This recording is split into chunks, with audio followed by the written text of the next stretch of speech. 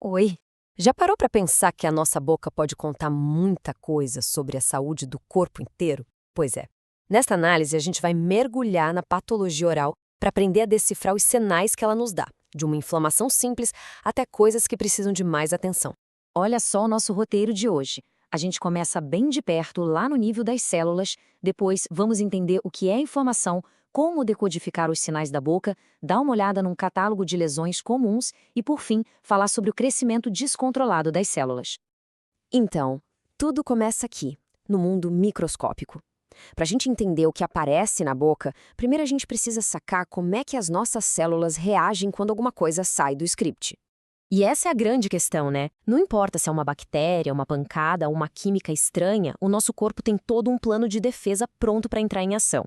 E o nome desse estudo todo é patologia. Mas olha, não é só sobre doenças, não. É sobre entender a resposta do corpo a qualquer tipo de dano. É a ciência que consegue ler a história que os nossos tecidos contam quando são agredidos. Agora vamos para um processo que todo mundo já ouviu falar e que é super fundamental: a inflamação.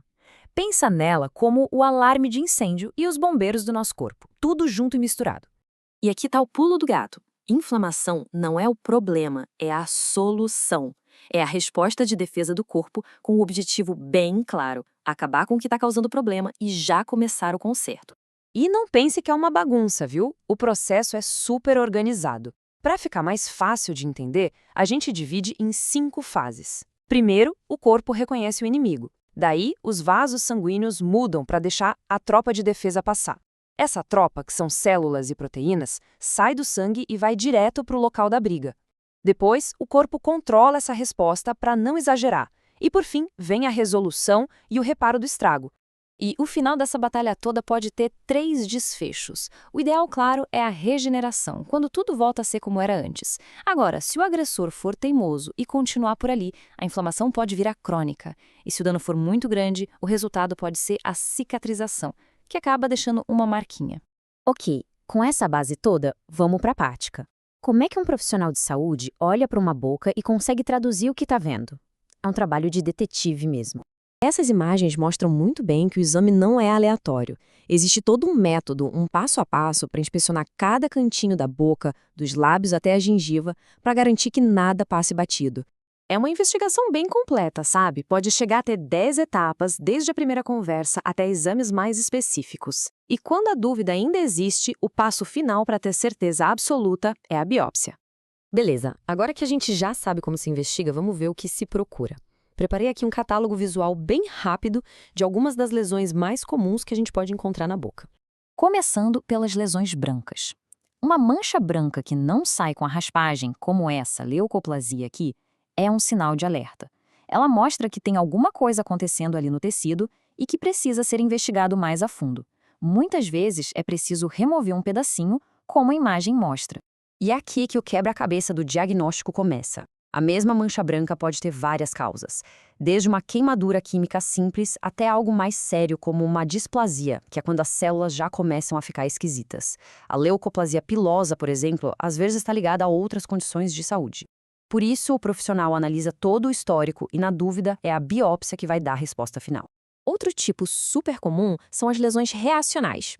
Sabe aquele hábito de morder a bochecha ou uma prótese que fica machucando? O corpo pode responder criando um tipo de calinho, um crescimento de tecido, como essa bolinha aqui na língua. Geralmente, é o jeito do corpo se proteger de uma irritação que não para. Mas não é só de lesão branca ou de carocinho que vive o diagnóstico. Qualquer mudança na cor, como o aparecimento de uma mancha escura, também é uma peça super importante nesse quebra-cabeça, que o profissional de saúde precisa investigar para entender o quadro completo. E isso nos leva à nossa última parte. Às vezes, aquele processo de crescimento e reparo das células simplesmente perde o freio. É aí que a gente entra no assunto das neoplasias. E aqui é fundamental entender a diferença. Uma neoplasia benigna geralmente cresce devagar, fica ali no cantinho dela, sem invadir os vizinhos. Já a maligna, que é o câncer, se comporta de forma agressiva, cresce rápido, invade tudo e pode até se espalhar para outras partes do corpo, num processo que a gente chama de metástase. E como é que se sabe que é maligno olhando no microscópio? Os patologistas procuram por sinais de uma verdadeira anarquia celular, Células de formas e tamanhos variados, núcleos gigantes e escuros e divisões celulares totalmente caóticas. São as verdadeiras impressões digitais do câncer. E para conseguir essa prova final, a gente volta para ela, a biópsia. Esse é o momento da verdade. O material cirúrgico é preparado com todo o cuidado para remover um pedacinho da lesão suspeita. É um procedimento preciso que vai dar a resposta definitiva. Depois que o pedacinho é retirado, ele vai direto para o formol para preservar todas as características e é enviado para o laboratório. Essa amostra é a ponte entre o que o clínico viu a olho nu e o que o patologista vai decifrar no microscópio, fechando todo o ciclo de investigação que a gente viu hoje.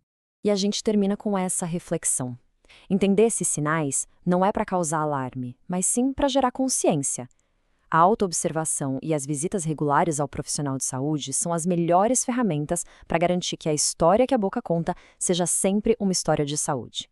Então vale a pena se perguntar, se a boca é essa janela, o que será que a de cada um de nós está dizendo hoje?